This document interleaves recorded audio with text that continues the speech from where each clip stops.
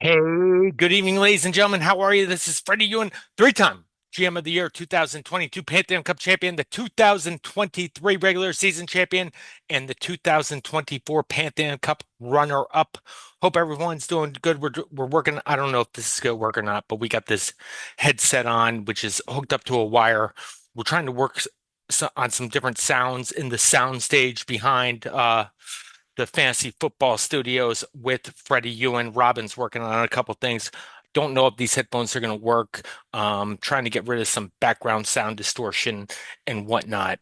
I look like a 48-year-old gamer, but looks pretty lame if you were going to ask me. But we're working on a couple things, trying to get it through. Anyway, hope everyone is having a good week. Just went on vacation last week. It was the first vacation I took in a very long time.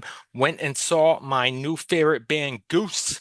If you ever heard of Goose or if you haven't heard of Goose, they put on a fabulous show. Go check them out. Just a couple fantastic performances out on the West Coast I got to see. But today we are getting back to the nitty-gritty fantasy football, what we are here to talk about. Um, Couple updates. Our No Limit League almost filled. I think we only need one or two more spots.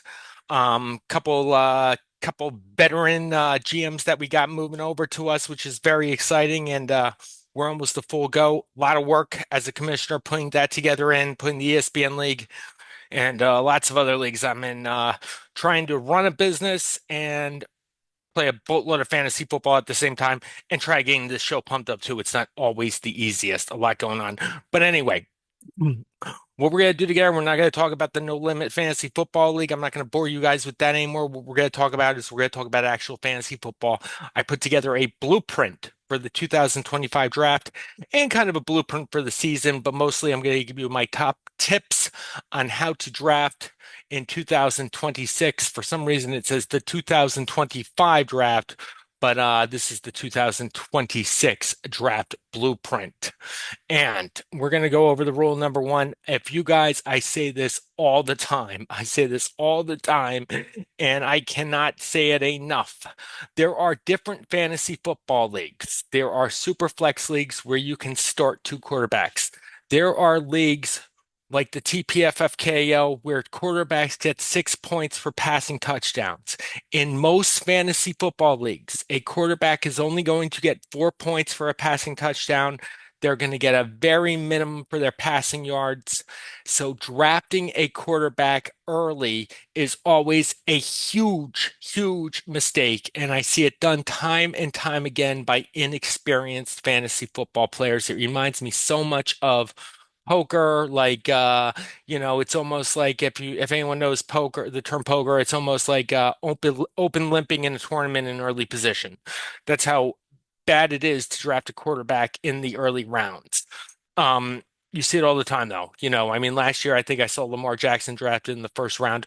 Look, these quarterbacks are the key in the NFL. You need a great quarterback to usually win the Super Bowl, or a great defense, pretty much. But you look at Patrick Mahomes, Josh Allen, guys, Lamar Jackson, guys that are regularly bringing their teams to the playoffs. Jalen Hurts is another guy. Jaden Daniels a few years ago with Washington.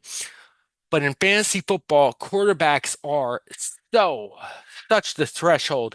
Top two quarterbacks last year, besides Josh Allen, I think were Matthew Stafford and Drake May. Stafford, I think you can get off the waiver wire in most leagues. May, you could probably get late. So, there's only one guy right now that I think is worthy of taking in the first four rounds, and that's Josh Allen. Um, the other guys, I don't think Lamar Jackson is worth a top four-round pick. I don't think Joe Burrow is. I don't think Jalen Hurts is. I don't think Jaden Daniels is. So if you are not taking Josh Allen in the first four rounds, then the biggest thing to do is to wait and get those wide receivers and get those running backs piled up because they go quickly. And then, when you get down to the middle rounds, you can find someone like a Trevor Lawrence, a Caleb Williams, lots of guys. Joe Burrow can go in later rounds. Patrick Mahomes coming off that ankle injury, still probably the best quarterback in the NFL. He's being drafted as like quarterback number 12 right now. One thing that I've been doing in best ball drafts so far is I've been ignoring quarterback for the first rounds, which I always do. And once I get to the middle rounds, I'm trying to draft two quarterbacks. Baker Mayfield is another guy. Once you get to the eighth, ninth round, where you got a good core of wide receivers and running backs, that's when it's time to take a quarterback. And the other thing is, once you're developing your team a little bit more, people always say to stack or not to stack. I'm a big guy who believes in stacking. I think if you stack a quarterback and a wide receiver together, I think there's going to be you know that when those guys are on, you're going to get definite points, and when those guys are off, you're not going to get definite points. But stacking always almost guarantees you a win when those guys have a great game. Doesn't quite guarantee it, but stacking is huge. You'll also, once you get that first seven picks in, you'll have a better idea of who you can take as a quarterback. Baker Mayfield may be worth nothing to you. Um, when you get to the seventh or eighth round, but if you have a Mecca, might be a good idea to take him.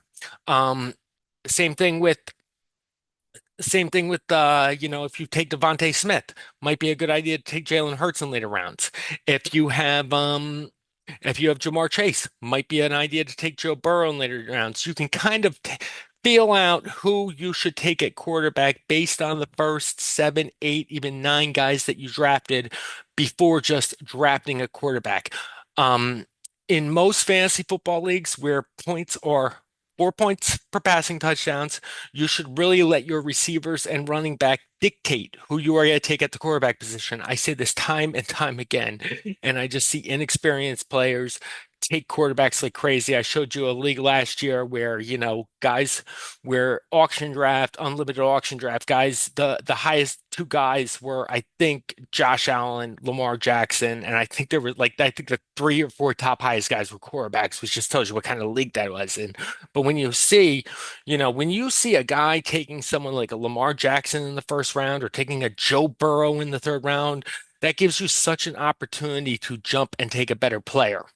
Another thing that I'm going to talk about with quarterbacks is that we will see in the draft, both an auction draft and a snake draft in just one quarterback leagues, is you're going to see, a round's going to come up. It's usually maybe the fifth, sixth round where a guy's going to take the second quarterback or the third quarterback, depending on the league, and you're going to see a run at quarterbacks. People are going to start taking quarterbacks and taking quarterbacks, and you start to get shaky fingers, like I don't have a quarterback yet. Everyone's taking quarterback. The best thing you can do there is wait. Don't follow don't follow. I better take a quarterback. The first six guys just took quarterbacks. That's going to give you a chance to get a better wide receiver, a better running back while these guys are taking quarterbacks. And you can get these guys down later on. Even a super flex league, there was a guy last year. Um, who didn't have he hardly drafted any quarterbacks. He ended up with Daniel Jones, who had a great year until the Achilles, and somebody else. But the guy ended up making the playoffs, and spent like nothing on quarterback in a super flex league because there are so many guys. The level of difference between Josh Allen at number one and Patrick Mahomes at number 12 can be very, very different. I'm going to lay off this topic because it drives me nuts, but please take my advice. Wait before you take a quarterback. Um, Tip number two is beware of recency bias. Recency bias is going to go logged in to all these cheat sheets that you're seeing right now. People are down on Saquon Barkley this year because Saquon ran for 2,000 yards the year before. He was the offensive player of the year. If you had him on your team 2 years ago, you probably were in the playoffs. You probably won a fantasy championship. Um, Super hyped up. Now Barkley is down at number 12. He finishes running back number 12, and I think he's like the 10th running back drafted. I think Barkley's in for a good year with them with that new offense going on, but recency bias can go crazy sometimes. Bijan Robinson, I think Bijan Robinson's gonna have a pretty good year, but you gotta remember he's on Atlanta. Atlanta isn't gonna be scoring a whole lot of points. And they might be playing from behind a lot of the time. I know Bijan can catch out of the backfield and whatnot, but he had a great year last year. He's young, recency bias. Henry had a good year last year. Does that mean he's gonna have a good year? I think this might be the year where Henry has finally has a down year at his age. One guy that is going, he's going in the first round. I know he's going as like, sixth, seventh, eighth is Taylor. And there is Taylor is due for a regression. He had 18 touchdowns last year. Daniel Jones coming off the Achilles, there is no way Taylor's going to repeat his performances last year. He's one guy that I am not drafting at all, totally staying away from. Um, Another guy that I'm kind of going to stay away from, he's already banged up and bruised, is CMC. Had a great year last year, had a phenomenal. If you took CMC and took the risk, you did very well last year. The year before that, if you took him, you were probably done. There were a lot of people who took him as the first overall pick, but recency bias can make a huge thing. Um, so tip right here is Big 2025 season is not baked in the APE. You're not getting a deal. You're paying full price. If the guy had a great year last year, that doesn't always mean he's going to have a good year this year. And it goes the other way too. If a guy had a really bad year last year, he's not going, that does not mean he's going to have a bad year this year. Um, Totally different this year too. Matchups matter. Matchups are huge. Um, you know, Matchups are huge. You look at the Dallas Cowboys last year, they had a horrible defense, and if you had any of those guys on their offense, CeeDee Lamb when he was in, only had 3 touchdowns, but the guy put up a ton of points. If you had George Pickens, if you had Javonte Williams, those guys were scoring like crazy. Dallas had a great offense, horrible defense, put points up on the board. Everyone thought that was going to happen with the Bengals last year. Something very easy, and this is how I design my drafts after is it's very easy to pick up a 2026 strength of schedule and just see what it is. You can put this for like, this is the regular season. Who has the best strength of schedule overall? Philadelphia, huge strength of schedule. Quarterback, running back, wide receiver, tight end. They have a great strength of schedule this year. Tennessee has a great strength of schedule this year. Houston, Cleveland, but you look down and, you go to the bottom too, and you look at like the Raiders. The Raiders have a awful strength of schedule. Buffalo has a extremely hard schedule this year, extremely hard schedule for quarterbacks, even with Josh Allen. But I picked this off of full-time fantasy. Great thing too is you can do partial season, and this is really, in fantasy football, I really want to take guys that are going to get off to a good start. So you can start off with a good start, and you look at the New York Giants, Jackson Dart, Cam Skidable, Malik Neighbors, and the tight end coming from Baltimore. Likely, look at these guys right here. They have the best schedule early on. The New York Giants doesn't necessarily always translate to points, but it's great data to have that really gives you the highlight. But here I am looking at these are guys that I need to win early on in the season, which are New York Giants, Houston, Philadelphia, Cleveland, Baltimore, Dallas, Washington. So, if you take guys all within the NFC East, you're probably in good shape. You can even put this in the middle seasons. Who has the best in the middle season? San Francisco pops up. Who has the best late in the season? Tennessee. Philadelphia is consistent. Fantasy playoffs, are usually weeks 15 to 17. LA Rams, Minnesota, Jacksonville, New Orleans. So these are always guys too that you want to keep an eye on, because they're going to be the team you want in the playoffs. And you look at Philadelphia. The Giants are the Giants players. Everyone's saying don't draft some Giants players. I've seen that a couple times, but they have a great schedule. Philadelphia's schedule dies. They have kind of the worst fantasy playoffs. Um, so it's always something to look at. You don't necessarily have to base your entire draft on it, but yet it's really important to know strength of schedule sometimes. Really important. Um, Here's another big one is draft sleepers. Don't draft handcuffs. You draft a guy like, I don't even know who the backup for San Francisco is, but if you draft a guy like CMC or you draft another injury prone running back, you're always like, oh, I got to get his handcuff early. I have to get his handcuff early. I see guys a lot. What they do is they'll draft uh, running backs that are on committee, like the Chicago Bears with Swift and Mongai. They'll draft them both.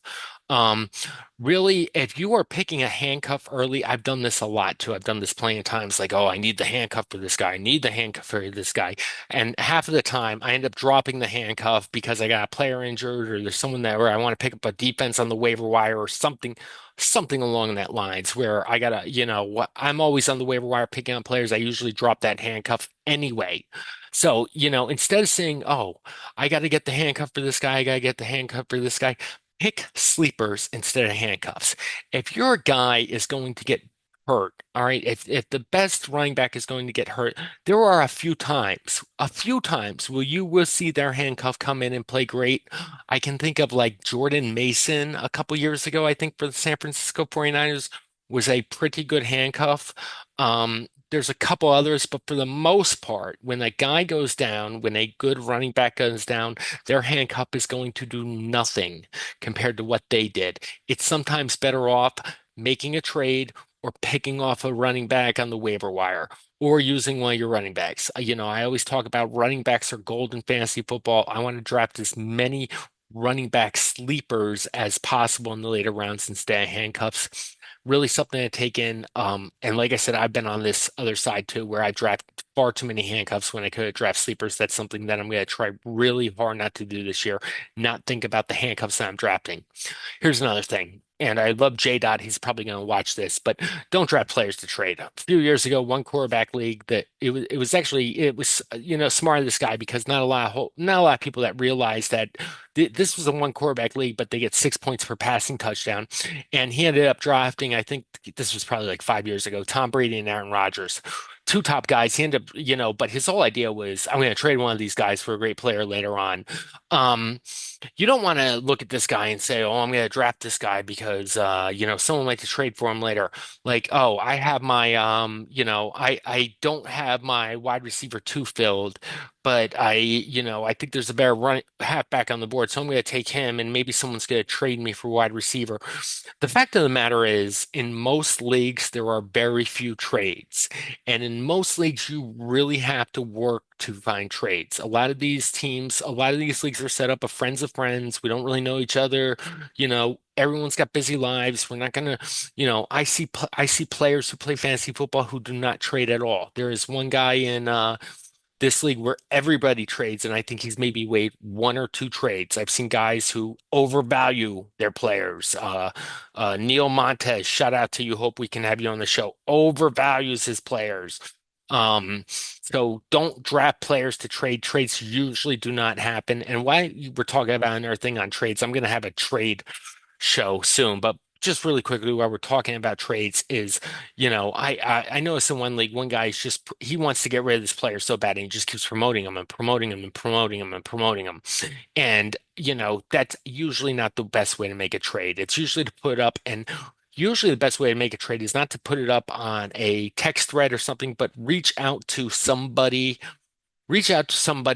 somebody else privately and say, "Hey man, you interested in this? You interested in this?" Hopefully they get back to you, but it's always good to reach out to a guy who trades a lot instead of just putting it out there and keep putting it out there. It's like we know you want to trade that dude, deal.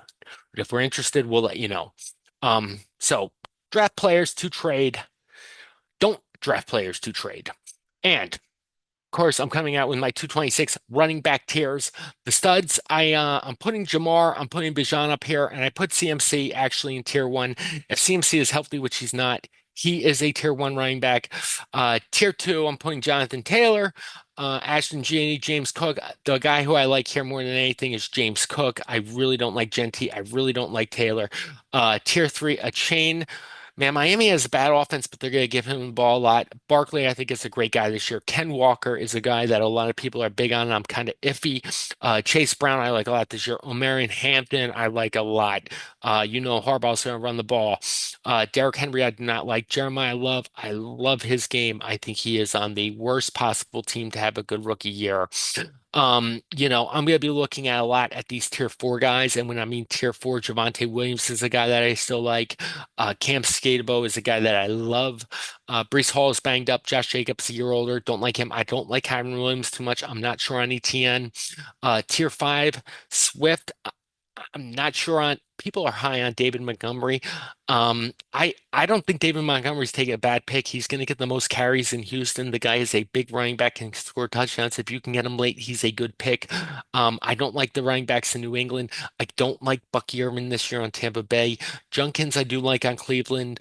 Um, Tootin is a guy that I love on the Jacksonville Jaguars. I'm targeting a lot of these late guys. Jalen Warren, another guy. Jadarian Price is going to be a committee back at first with a little bit of upside. I love him. I love Dobbins. I love Rico. These guys, Jonathan Brooks, I think these Kenny Gainwell, Managai, Blake Corum, these are guys late. I'm actually really thinking about doing a lot of drafts this year with the zero running back strategy because I think a lot of these guys late, like Tootin, Price, um, Dobbins, uh, Gainwell, Corum, Monangai. I think these are guys that can really break through than some of these bigger guys up top. I think you know that Gibbs and Bijan are going to get his, but there's a lot of guys up top with a lot of question marks. Like Genti, I still think has a lot of question marks. Jonathan Taylor, I think, has a lot of question marks. Even a Chain and Barkley have a lot of question marks where I think you can get some of these guys late and some of these younger guys that are really up to take the next step. That's what I'm targeting.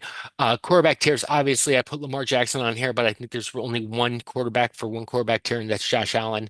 These guys right here, once again, if you can get one of these guys late, and any one of these guys would probably work, that being May, Burrow, Daniels, Hurts, Lawrence, Herbert, Williams, Purdy, even Murray, Dak, Dart, Mahomes, Knicks. If you can get two of those guys, you're probably in good shape. Matthew Stafford, I have in tier three. The guy was the MVP last year. Jared Goff can do it. Jordan Love, Tyler Shaw. I think any of these guys are not far off. really think there's Josh Allen and then there's everybody else. A couple quarterbacks that I'm not going to take a shot on is Bryce Young. I think he had a good year last year, but I don't really think he could put up the numbers. Sam Darnold, another guy, I don't think he could put up the numbers. Deshaun Watson, I heard looked good in his preseason game, but and Fernando Mendoza, rookie. I think that he's not going to get the start either. I think they're going to put the old guy Matt Ryan in for a little bit. CJ Stroud, I'm not big on Daniel Jones coming off. I like Malik Willis a lot. I don't like Baker, but I really think on most of these guys in the tier two, if you can get two of those guys, or even one of those guys and a guy from tier three, you can't go wrong. Um, Wide receiver tiers. Let me see if I can bring this up just a little bit. Wide receiver tiers. Puka and Chase are numbers one and two. I think those guys. I think Puka is could be a number one pick. He's definitely going to be the first wide receiver off the board. He's going third in a lot of drafts after Gibbs and Bijan. Chase is another guy. I think those kind of are interchangeable. JSN I think is in for a little regression this year. Amon St. Brown. I love this guy. If I had the fifth or sixth pick, Dang talked about it the other day, I'm probably taking him on. He's got the safest floor. Lamb is fine. I think Justin Jefferson is due for a big breakout season. Justin Jefferson went way early in drafts last year, had a horrible season. I think Justin Jefferson, if you're getting him in the late first round, it is a good bargain. AJ Brown, I'm not big on at all. I'm also an Eagles fan. Rashee Rice has a lot of question marks, but when he plays, he's great. I'm not too big on George Pickens this year. I'm not. I think Drake London can be great. Zay Flowers is a guy that I really like. Devontae Smith is going to be a guy. If you look at Devontae Smith's numbers when AJ Brown's not around, they're crazy. Malik Neighbors, a lot of people are down on Malik Neighbors. When he is healthy, he is a fantastic wide receiver. Garrett Wilson, I think, has a pretty safe floor, but that's about it. Devontae Adams, the guy's a year older, but I mean, he scored a bunch of touchdowns last year, can do that again. Mecca, another good guy. Ted on Carolina is a guy that I like. Luther Burden, I just traded for in one league. Luther Burden, I love this year. Um, Mike Evans is also on the 49ers now, another guy. But, here's a list. Big list. Brian Thomas is a guy that I'm not too big on at all. I mean, the guy was amazing. I'm not really good on any of those Jacksonville receivers. We really don't know what's going to happen with that. Um, let's go ahead and just look at did I put the tight end somewhere? I know I had tight end. I know I had the tight end tier somewhere, but I think, oh, here they are. Yeah, tight end tier. So basically, first two is going to be Brock Bowers, Trey McBride. I think both of these guys, I don't think you should take a tight end in the second round. I think both of these guys are third round picks. Colston Loveland, Tyler Warren. I think both of these guys are going to have good years. Tucker Kraft, Sam Lepore, Harold Fannin is a guy that I love. Harold Fannin this year. Travis Kelce, I don't like at all. I don't think he is going to have a good year. He just got married to what's her name? She's a Knicks fan now. Isaiah Likely is a guy that I love. Going to New York Giants, he was great on Baltimore. Now he's got the ball to himself. He's the guy that I love. Mark Andrews, I think, is in for a bounce back here now that Likely's gone. But really, really, there's these two tight ends, one, two, and then there's these two rising sophomores, and then there's really everybody else. It's gonna be a little bit of a crapshoot. Defense and reality check as we close this off.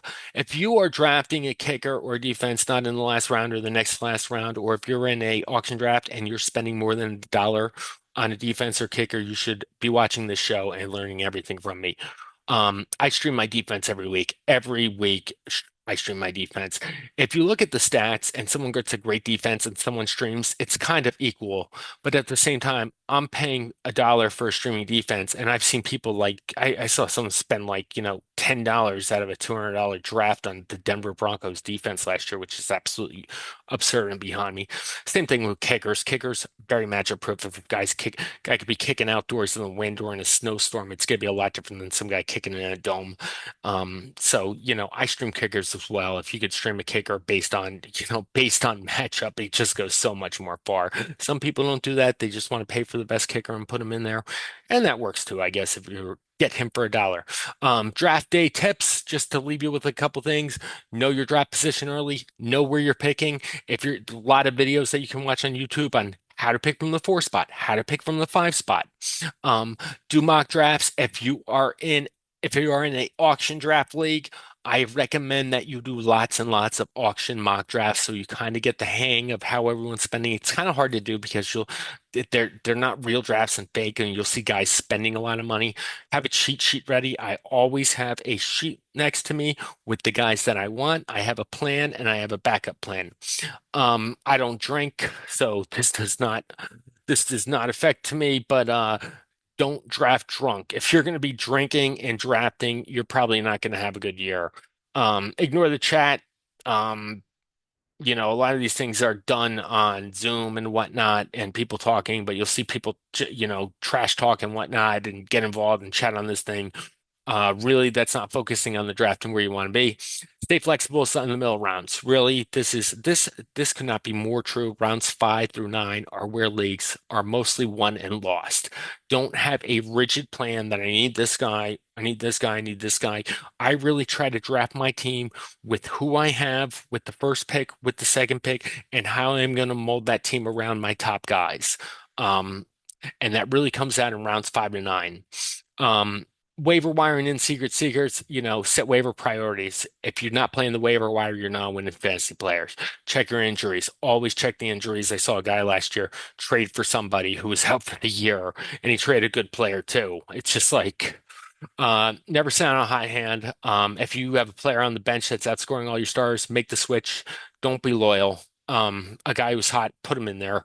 Um, Same thing as, you know, buy low, sell high. A guy has a bad game, if someone wants to trade him, guy has a great game, there's gonna be people that are after him, train him. Stash the bye week streamers early. Know when your guys have bye weeks.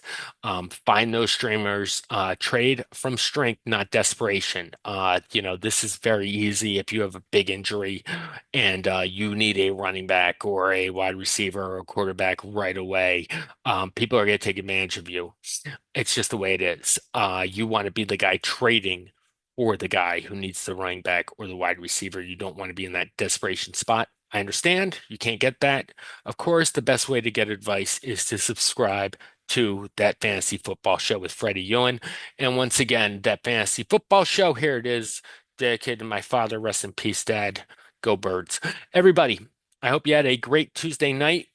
We're going to be back very soon in the next few days. We're going to get Dang back on the show. Hopefully, Jay Wins is going to come on the show in a little bit. The commissioner, Rich Michelli, we're going to get on. We're going to try to do a betting segment with my boy Dougie Flex. Doug is a phenomenal sports bettor, especially when it comes to the NFL. He's going to give his locks of the week, the Quatch locks of the week that we're going to be looking forward to. But we got a great season coming up. We're also trying to get a draft together where we're going to draft just a mock draft. Hopefully, we're going to try to get 12 guys to do it on a show. Probably take about an hour. If you're interested, just drop a comment down in the box. Love to have you guys on. And anyway, that's it. Have a great night. Draft well, everybody. Take care.